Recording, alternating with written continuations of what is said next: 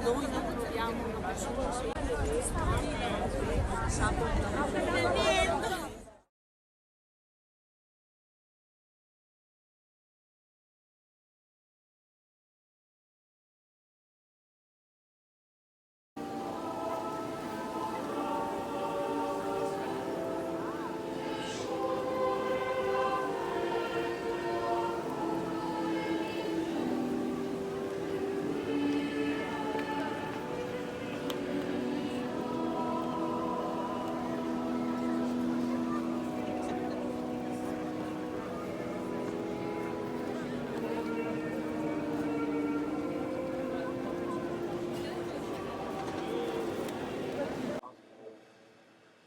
la natura delle relazioni federali tra il Dio e il Sedis titolata, anche per l'onore entrato nel matrono consiglio, Beato Paolo VI, Asgario Arnolfo Romero Adames, Francesco Spinelli, Vincenzio Romano, Maria Catalina Casper, Nazaria Ignacia a Santa Teresia a Jesús Marchmesa, et Nuncium Sulpicio, Santos esse de Terminus et Definimus, a Santorum Patrado a Scribimus, Serventis Deus in Universa Ecclesia, inter Santos via devozione Recoli de Fede, in nomine Patris et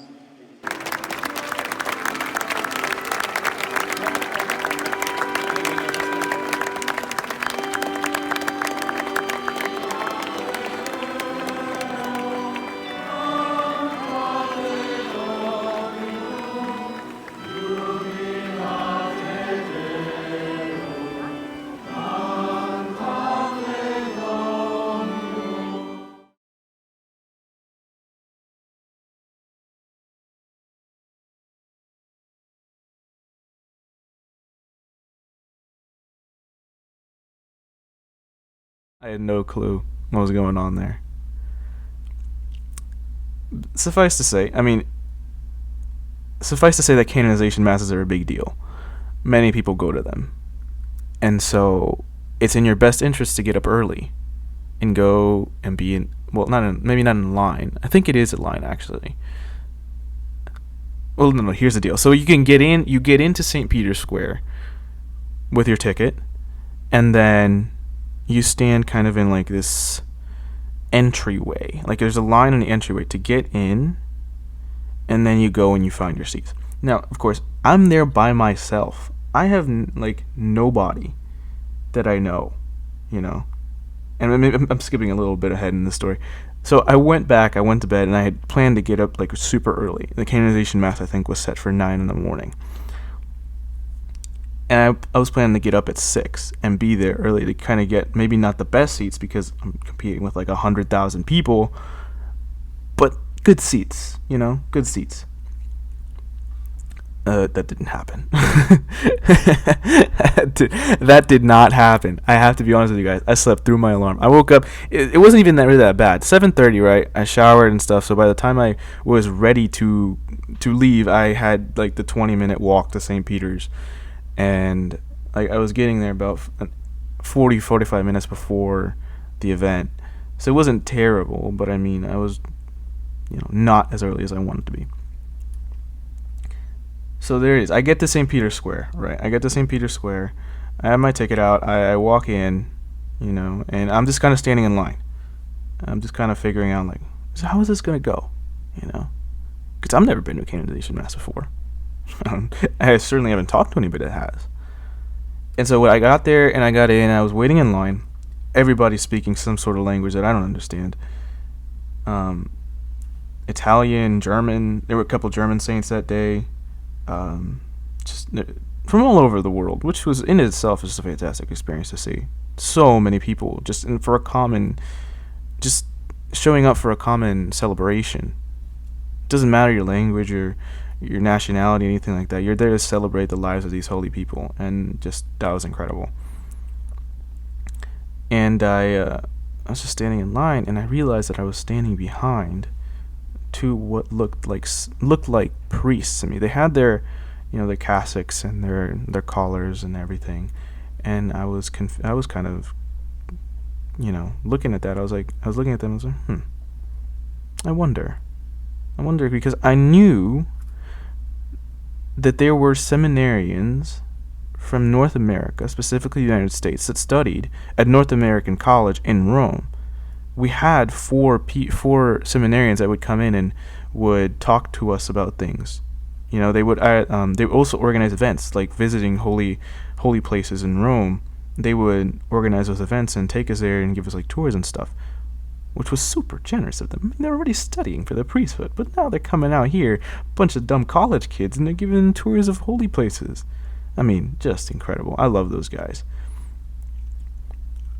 And so I was sitting there. I was like, I wonder. And then I realized that they were speaking English, so that I could understand them. And so what I did is I went ahead and I heard, actually in passing, one of them mention the University of Dallas. And I mean, I took my shot right there. I mean, if they're going to mention UD, I got to say something. And so I let my Texas come out, and my Texas were all like, where are y'all from? Where are y'all from? And they turn around, and you're going to have to forgive me. I don't even know if they're ever going to listen to this podcast. But you're going to have to forgive me for the other seminarian that I forgot his name. But one of them I do remember very clearly, and that is Alex Fry. Introduced himself, and I was like, well, how do y'all know about the University of Dallas? And they were like, well, we studied there. As you do. Just running into... I want y'all to think about that for a second right there. I am in a space with 100,000 people from all... It is probably harder.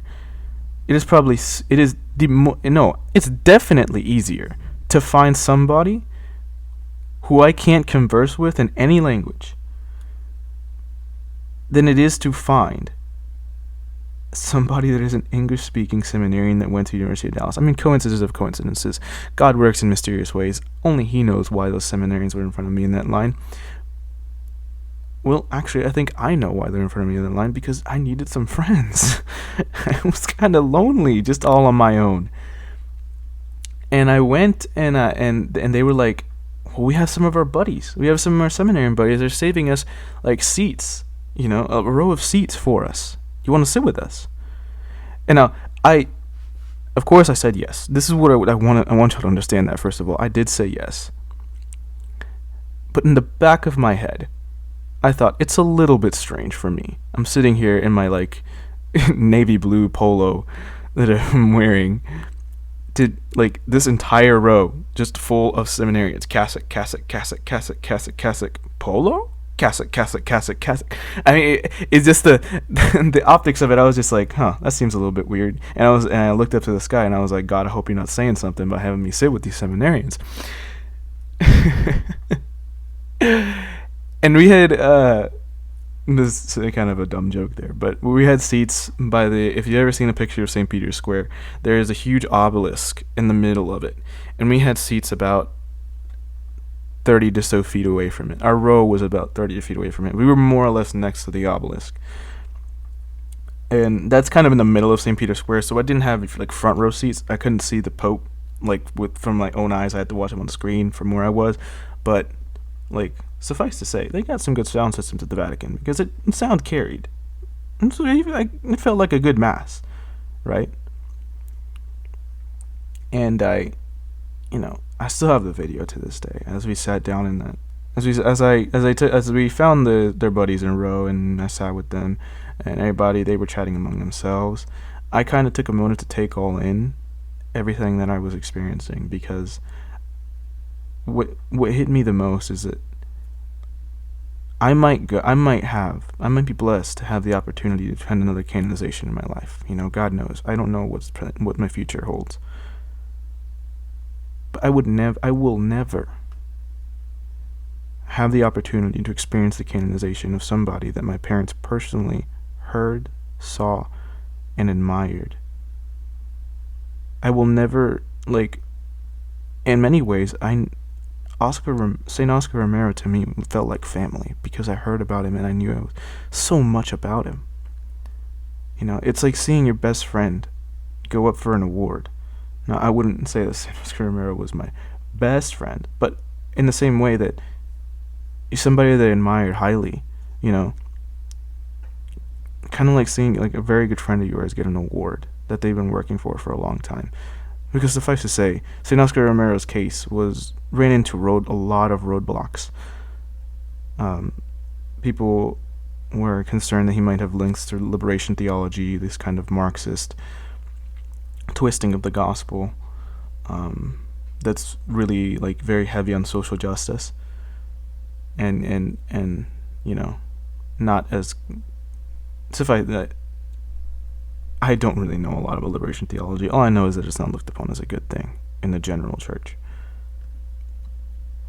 There were questions of whether his death was religiously motivated or politically motivated, which to me, I thought were stupid questions in the first place.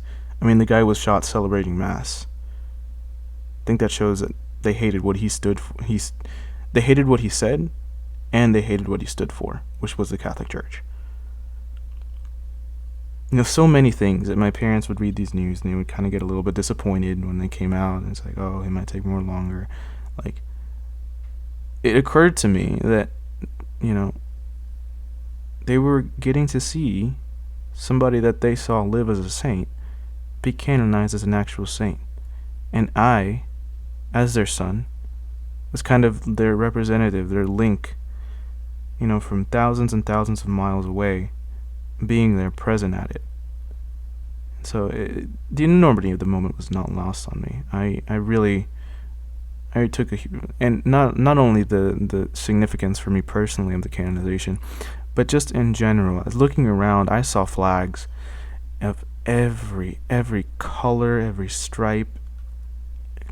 Just I want to make something very, very clear. I don't know what the country of Chile, their stake was in this canonization, but some people made the trip out from Chile. You know where Chile is? Chile is a long strip on the western coast of South America, excuse me. And they have flown all the way from there to Rome to the Vatican. That's incredible. I mean, just think about that. That is incredible. Like German flags, French flags, flags from the Philippines, from Australia. Like, oh, and the Italians were out in force. Let me tell you, the Italians were also out in force, because Paul VI was Italian, by heritage, that they were out in force. Italian flags were everywhere. But I think, and to me, what was most poignant was just the utter absurdity of the amount of Salvadorian flags that existed in that space. I say absurdity because they were everywhere. Legitimately everywhere. I've made this joke when I've told this story a lot, is that I don't think I've ever been in a place where thousands and thousands of people could end up being my cousins, and I didn't even know about it. But, like, to me, just El Salvador is one of the poorest countries in Central America. Whenever I go there, I'm just struck by the amount of things that we have that they, like, would never have ever thought of. Like, of course, there are modern things like cell phones and things, but, like, internet is so much different. And the only reason that my mom's family can have internet is because my mom and dad, help support them. That extra money, they can't pay for internet on their own. Sometimes they can't even get food on their own. That is a poor country, one of the poorest in the world. And people I would imagine, have saved up for this trip from the day they could start working.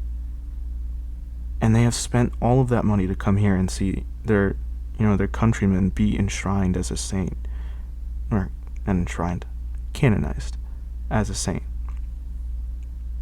In a small way, it's not just a recognition of what St. Oscar Romero did for the world, but a recognition of El Salvador as a country that can produce a saint, which right now, I think a lot of people think that that country is good for nothing.